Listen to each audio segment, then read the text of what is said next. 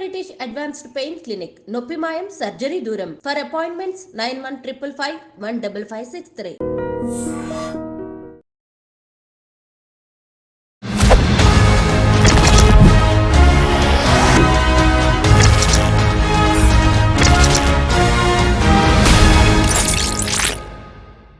అందరికీ నమస్కారం. నేను Swaroopa Potlapalli. Welcome to iDream. Sandhya theatre ఘటన మీద దేశవ్యాప్తంగా చర్చ జరిగింది. అయితే టాలీవుడ్ ప్రముఖులు సీఎం రేవంత్ రెడ్డితో సమావేశం అవడంతోనే ఈ ఇష్యూ మొత్తం సద్దుమణిగినట్టేనా, ఇక ఈ అంశానికి చెక్ పడినట్టేనా అని చెప్పి దీని మీద కూడా ఇప్పుడు ఒక పెద్ద డిస్కషన్ జరుగుతోంది. అయితే బయటికి చెప్పిన సినిమా పెద్దలు దిల్ రాజు లాంటి వాళ్ళు చెప్పింది కరెక్టేనా, లేదంటే తెర వెనుక ఇంకేదైనా జరిగిందా, ఇలా దీని మీద అనేక రకాలైన అనుమానాలు, ప్రశ్నలు తలెత్తుతున్నాయి. ప్రస్తుతం నాతో పాటు సోషల్ యాక్టివిస్ట్ కృష్ణకుమారి గారు ఉన్నారు. ఆవిడతో మాట్లాడి దీని వెనుక ఏం జరుగుతుందో తెలుసుకుందాం. మేడం నమస్తే. నిన్న మీటింగ్ చూశారు కదా, మీరు చూశారు, అందరం ఫాలో అయ్యాము. అయితే దిల్ రాజు లాంటి వాళ్ళు వచ్చేసి అంతా సానుకూలంగా జరిగింది, రేవంత్ రెడ్డి బాగా సపోర్ట్ చేశారు అంటున్నారు. కానీ మరికొంతమంది మాత్రం బయట ఆఫ్ ద రికార్డ్ ఇంకో రకంగా మాట్లాడుతున్నారు. దీనికి సంబంధించి మీ దగ్గర ఉన్న ఇన్ఫర్మేషన్ ఏంటి? అసలు ఈ సినిమా పెద్దలు సరిగా వ్యవహరించారా, సమర్థవంతంగా వాళ్ళ విధిని వాళ్ళు నిర్వర్తించారా అంటే గనక మనకి వచ్చే సమాధానం చాలా భిన్నంగా వస్తుంది. మామూలుగా ఏంటి అంటే దిల్ రాజు గారు చెప్పిన దాని ప్రకారం ఫలప్రదమైనవి అన్నంతగా సక్సెస్ఫుల్గా చేసి వచ్చాము అన్నంత మాత్రం ఆయన చెప్పారు. కానీ ఆపరేషన్ సక్సెస్, పేషెంట్ డెడ్ అన్నట్లు మీరు మాట్లాడింది బాగానే ఉంది. ఐక్యంగా వెళ్ళారు 46 మంది, బాగుంది. ఈ 46 మందిలో వెళ్ళవలసిన వాళ్ళందరూ యుద్ధానికి వెళ్ళారా, వెళ్ళలేదా? చిరంజీవి యుద్ధము అంటే మీన్స్ సరిగా మాట్లాడడానికి వెళ్ళారా లేదా? చిరంజీవి గారేరి, బాలకృష్ణ గారేరి, పెద్ద నటులైన మహేష్ బాబు ఏరి, మరి ప్రభాస్ ఏరి, అలాగే ఇంతకు ముందు పనిచేసిన ఎఫ్డిసి చైర్మన్గా చేసిన ఆయన ఉంటారు కదా, బంగారు బాబు గారు అంటారు, కృష్ణ గారి బ్రదరు ఆదిశేషగిరిరావు, ఆయనేరి. అలాగే మా ప్రెసిడెంట్ మంచు విష్ణు ఏడి. మరి ఆయన పటాటోపము, ఆయన గొప్పతనాలు చూసే కదా ఆయనకి రెండోసారి ఎలక్షన్ లేకుండా కూడా ఆయన్నే కొనసాగిస్తున్నారు. ఆయన ఏదో బిల్డింగ్ కట్టించేస్తాడు, అవసరమైతే సొంత డబ్బులతో కూడా బిల్డింగ్ కట్టిస్తాడని ఆశతో కదా గెలిచాడు. ఆ మాట చెప్పి కదా గెలిచాడు. 2 సంవత్సరాలు అయినా కట్టలేదు, మళ్ళీ 2 సంవత్సరాలు ఇచ్చారు ఆయనకి. ఆయనకి జీవితకాలం ఇచ్చినా కానీ ఆయన బిల్డింగ్ కట్టడు. కానీ అలాంటి ఆయన కూడా కనీసం బిల్డింగ్ సంగతి దేవుడు ఎరుగు. నిన్న ముఖ్యమంత్రితో మాట్లాడడానికి రావచ్చుగా. వాళ్ళ ఇంట్లో గొడవలనే ఆయన సరిగ్గా హ్యాండిల్ చేయలేకపోయారు. అది వేరే విషయం. ఇప్పుడు వాళ్ళ ఇంట్లో గొడవలు ఉండొచ్చు, వాళ్ళ ఇంట్లో గొడవలు ఉన్నంత మాత్రాన వృత్తికి అన్యాయం చేస్తావా నువ్వు? ఇప్పుడు కొంతమంది ఉంటారండి, ఆటల మధ్యలో తండ్రులు చనిపోయారని ఫోన్లు వస్తాయి, వాళ్ళు అక్కడి నుంచి ఏడ్చుకుంటూ ఫ్లైట్ ఎక్కి వచ్చేస్తారా? ఆ గేమ్ ఆడి వస్తున్నారా? ఆడే వస్తారు. మరి అలాంటప్పుడు అసలు మంచు విష్ణు ఏడి? లేదు, మిగతా మెంబర్స్ ఉన్నారు కదా, మా మెంబర్సు, వాళ్ళల్లో ఎంతమంది వచ్చారు? ఏం తమాషాలు చేస్తున్నారు అసలు? మీరు ఐక్యంగా లేరు. ఐక్యంగా ఉండి ఉంటే గనక సంవత్సరం అవుతుంటే ఇప్పుడా కలిసేది ముఖ్యమంత్రిని. మంచి ఉంటుంది, చెడు ఉంటుంది, అవసరాలు ఉంటాయి, ఇండస్ట్రీ కోసం ఉంటుంది, ప్రభుత్వం కోసం కూడా ఉంటుంది. మీరు మాకు సహకరించండి, మేము మీకు సహకరిస్తాము, చేతనైనంతా ఇతోధికంగా సాయం చేస్తామని చెప్పి వీళ్ళు చెప్పొచ్చు. వాళ్ళేమో మేమున్నాము, పరిశ్రమ మాకు చాలా ఇంపార్టెంటు అని భరోసా ఇస్తుంది. అంటే మీరు ఏమంటున్నారు మేడం, ఈ ప్రభుత్వానికి ఇలాగే ఇండస్ట్రీకి ఈ ఘటనకి ముందు నుంచే గ్యాప్ ఉందంటున్నారా? ఉంది. ప్రభుత్వానికి ఇండస్ట్రీకి గ్యాపే కాదు, అసలు ఇండస్ట్రీలో వాళ్ళకే గ్యాప్ ఉంది. ఇండస్ట్రీలోనే ఒకరికొకరికి గ్యాప్స్ ఉన్నాయి. అందుకే ఎవరికాళ్ళు ఏమనుకున్నారు అంటే, మా ఇంట్లో సమస్య వస్తే మేము చూసుకుంటాం, మా లాబీ మాకుంది. అందరితో కలిసి వెళ్ళేదేంటి? అందరితో కలిసి వెళ్తే నా వాల్యూ ఏంటి? నలుగురితో నారాయణ అంటే ఏం బాగుంటుంది? ఏకోన్ నారాయణ అంటే బాగుంటుంది. కానీ అని డిసైడ్ అయ్యారు వీళ్ళు. అని ఎవరికి వాళ్ళు ఎవరి సినిమాకి అవసరమైనప్పుడు వాళ్ళు వెళ్ళి అడిగి తాయిలాలు తెచ్చుకున్నారు. అలా కాదు, ఇది ఇండస్ట్రీ, 24 క్రాఫ్ట్స్. ఈ ఇండస్ట్రీ అయినా మామూలు ఇండస్ట్రీయా? కోట్ల వ్యవహారం. ఎంత ట్యాక్స్ గవర్నమెంట్కి వస్తుంది, థియేటర్ల మీద ట్యాక్స్ వస్తుంది, సినిమాల టికెట్ల మీద ట్యాక్స్ వస్తుంది, అక్కడ అమ్మే సోడాల దగ్గర నుంచి, శనక్కాయల దగ్గర నుంచి, ఒక్కపడి ప్యాకెట్ల దగ్గర నుంచి అన్ని విషయాలు ఆదాయం వచ్చే పనులేగా, డైరెక్ట్గాను ఇండైరెక్ట్గాను. మరి ఇలాంటి పరిశ్రమని మీరు ఈ విధంగా ఎవరికి నచ్చినట్లు వాడు నాదులు లేని నెయ్యంలాగా వదిలేసేస్తే, ఒకప్పుడు ఇండస్ట్రీ ఇలాగే ఉందా?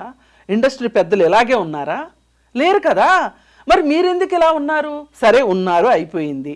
ఒక కష్టం వచ్చే వరకు మీరు ఐక్యం కావాలి అనుకోలేదు, ఐక్యం అవ్వాల్సిన అవసరం లేదులే అని ఊరుకున్నారు. ఇప్పుడు మీకు ఇప్పుడు అవసరం పడింది. సరే, దిల్ రాజు గారు పాపం దయదలిచి ఒక అపాయింట్మెంట్ ఫిక్స్ చేశారు. మీరందరూ వెళ్ళిన తర్వాత అక్కడికి వెళ్ళిన తర్వాత మీరు కనీసం ఏమండి, థియేటర్ల దగ్గర ఇట్లాంటి గొడవలు జరగటం సహజమండి, జరిగాయండి ఇంతకుముందు కూడా. మేము మా ఫ్యాన్స్ని వదులుకోమండి, మేము ఇచ్చుకునే సహాయం మేము ఇచ్చుకుంటామండి. కానీ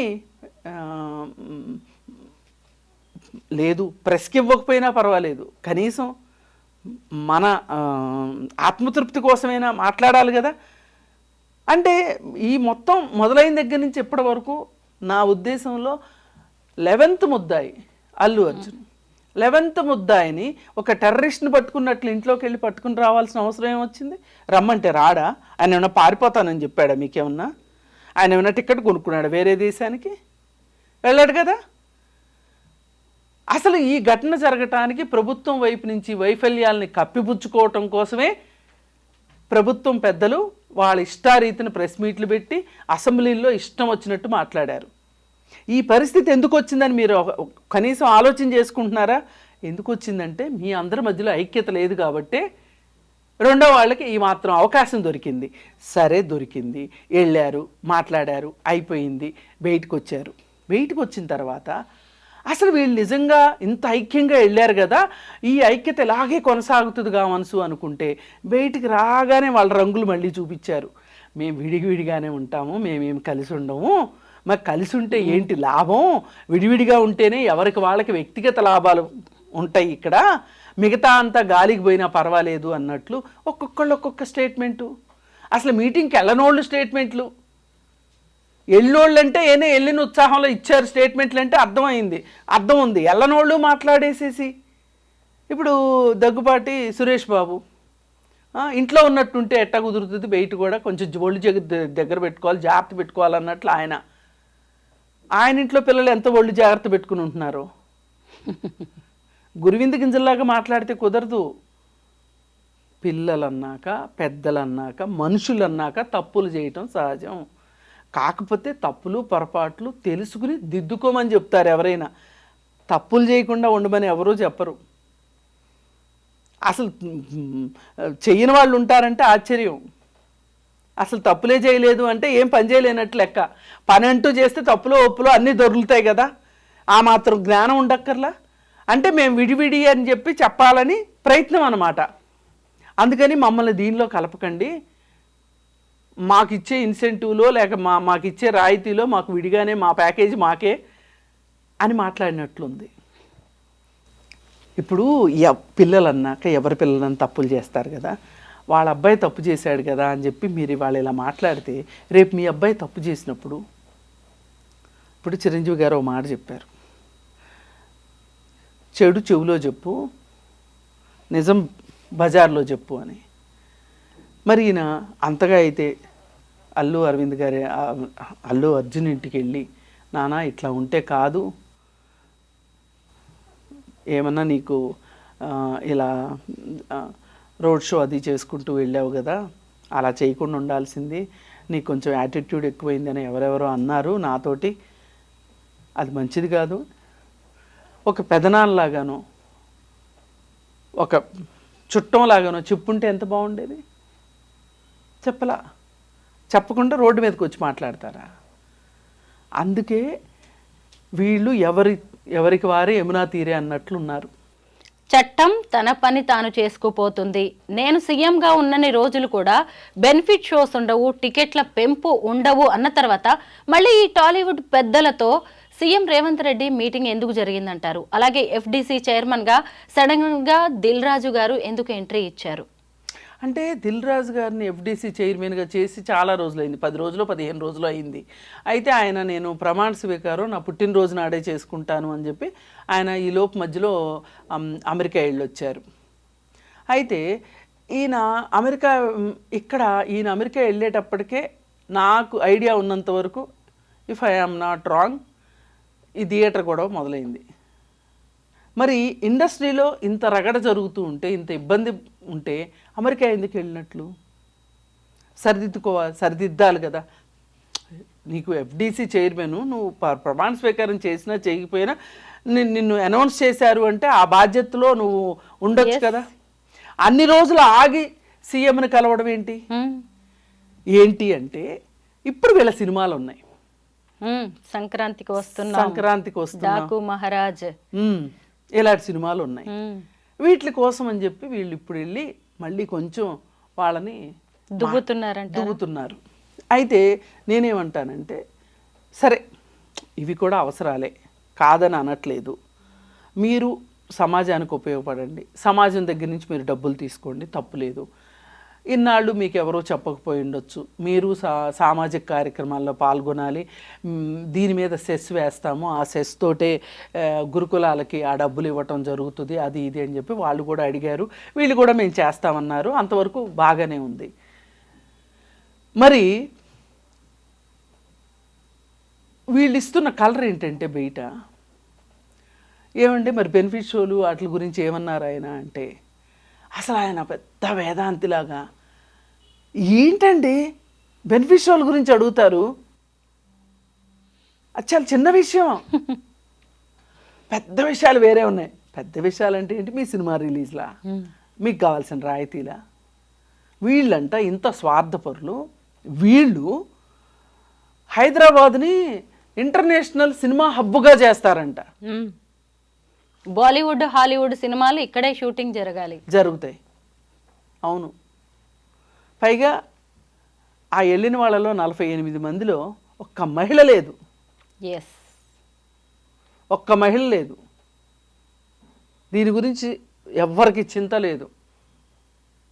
అంటే వీళ్ళు కాస్టింగ్ కౌచ్ జరుగుతుందని చెప్పినా, మహిళలకు ఇబ్బందులు ఉన్నాయని చెప్పినా, మహిళల్ని సమానంగా రానివ్వట్లేదని చెప్తున్నా, పోనీ సమానంగా కాదు, కనీసం 15% అన్నా, కనీసం 10% అన్నా వాళ్ళకి చోటు ఇవ్వచ్చు కదా.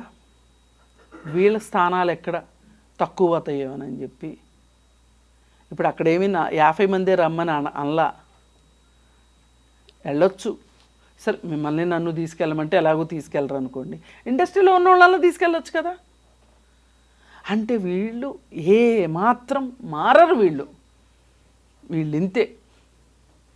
అందుకనే నేను ఈ సినిమా పెద్దలు అసలు పెద్దలాగా వ్యవహరిస్తున్నారా, వ్యవహరించాల్సిన తీరు ఇదేనా అని ప్రశ్నిస్తుంది. అందుకే మీరు ఇప్పటికైనా మారండి.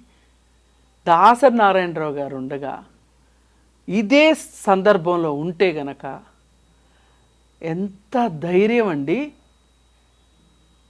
అసలు ముందు మీ పోలీసుల సంగతి ఏంటో విచారణ వేయండి, అంతర్గత విచారణ జరిపించండి అని అడిగి ఉండేవాడు ఆయన. అడగాల్సిన మాట అది. దానికి ఎన్ని కుప్పిగంతులు వేశారు. ఇప్పుడు ఏం లేదు. వాళ్ళ తప్పుల్ని మొత్తం అల్లు అర్జున్ మీద వేసి దొరికాడు రా అన్నట్లు, బలికి ఒక బకరా అన్నట్లు చేసేశారు. చేస్తే వీళ్ళందరూ దాన్ని ఒప్పుకున్నారు. ఎందుకు? వీళ్ళకి ఒక సమైక్యంగా ఉండటం చేత కాదు, ఒక బలమైన పక్షంగా ఉండటం రాదు కాబట్టే మీ మీదకి రాగలుగుతున్నారు. ఇప్పుడు మన భారతదేశంలో ఎన్నో సంస్థానాలు ఉన్న సందర్భంలో బ్రిటిష్ వాళ్ళు వచ్చారు. ఇప్పుడు ఏదైనా ఇంకొక దేశం మన దేశంని వలస దేశంగా చేసుకోవాలి అంటే చేసుకోగలిగిన సత్తా ఉందా ఈరోజు? ఎందుకు? మనం అందరం కలిసికట్టుగా ఉన్నాం కాబట్టి. అలాగే వీళ్ళు కూడా మురిసిపోతున్నారు, ఎవరి సంస్థానం చూసుకుని వాళ్ళు మురిసిపోతున్నారు. కానీ మనం బలహీనమైపోతున్నాము. మనం అందరం కలిసికట్టుగా ఉంటేనే ఎవరినైనా మనం ఎదుర్కోగలుగుతాము, మన వాళ్ళకి మనం మంచి చేసుకోగలుగుతాము అని అనుకోవట్లే. హైడ్రా పేరుతో కన్వెన్షన్ ని కూల్చివేసినప్పుడు కూడా ఎవరు పెద్దగా రెస్పాండ్ అది అవ్వక్కర్లేదండి. మళ్ళీ ఇప్పుడు అల్లు అర్జున్ లేదు, అది అవ్వక్కర్లా. ఎందుకో చెప్పమంటారా? అది అక్రమ కట్టడం.